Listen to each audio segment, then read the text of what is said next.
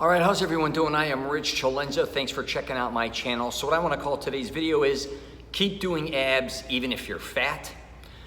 And I know that's a crazy title, but I'm just here to tell you what I went through over the last basically 35 years of my life regarding abs. In my youth, I had really tight abs. I was involved with many different sports. I was always pretty shredded. Then in my late teens, I guess you could say, or early 20s, I kind of gave up entirely on them. I just didn't care.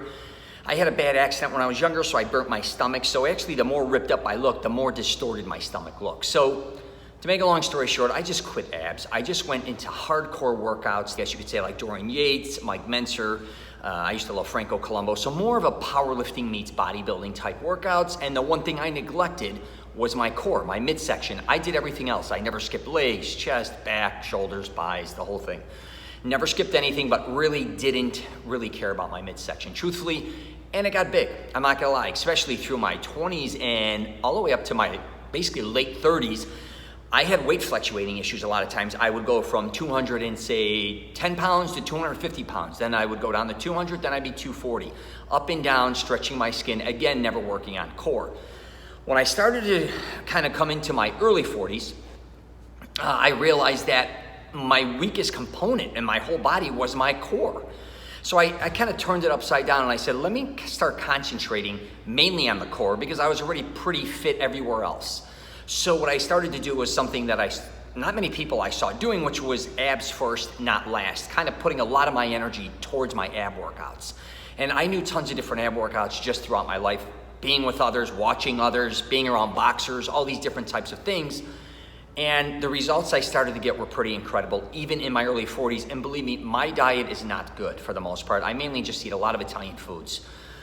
So here's the one thing what I really want to address is I still had weight fluctuating issues throughout my 40s, and now I'm 51. So my weight still would go 200, 220, down to 205, 225. What I consistently did, though, I realized, is I kept up with my abs, working out with my core. Even when I gained weight, you know, my stomach may have looked shittier or not as tight or as fit, but by working it out all the time, I knew I had muscle underneath there, and I also knew I was building always strength within my core. It wasn't like a lot of my friends, I'd hate to say it, middle age, especially when they start gaining that weight, and they're like, oh shit, I'm just gonna give up abs. I'll get to it another time. They'll do abs for a few months, then they quit for a few months, or they'll do abs 1 year and they quit the next year. If you're middle-aged, or actually regardless what age, please concentrate on that core. That's the one thing I think I neglected, which was just something that was a weakness of mine. I'm always telling people, don't skip out on any aspect of your body. You want to have a full balanced body of strength and power from your head all the way down to your toes. And the one thing I will admit that I neglected was my core. And I remember going once to a water park with my cousin, Joe, and his wife owns a Pilates boutique. And he said, dude, you got it all except your core is horrible. And I was like, you know, he's right. And he was, I think at the time, maybe 45 years old. He still looks amazing. And I said, you know, it's time to, you know, just realize certain things in your life that you can make changes. And here, I'm gonna wrap it up with this. Just because you don't have a 6-pack, a 4-pack, don't get caught up and think, you know, I don't have to do core workouts. Who gives a shit? I'm always covering it with my shirt or whatever the case may be. Build up that strength again in there. And I think a lot of times it will kind of, if you really are looking, I should say, to lose weight, you doing abs even 2 days a week, let's say, even 1. But if you could fit in 3, that's great too. And here's the thing, you don't have to do 6, sets every time you go do abs. Do a couple here, do maybe a couple at your house. I don't care if you're at the beach doing whatever, throw some stomach, abs in there.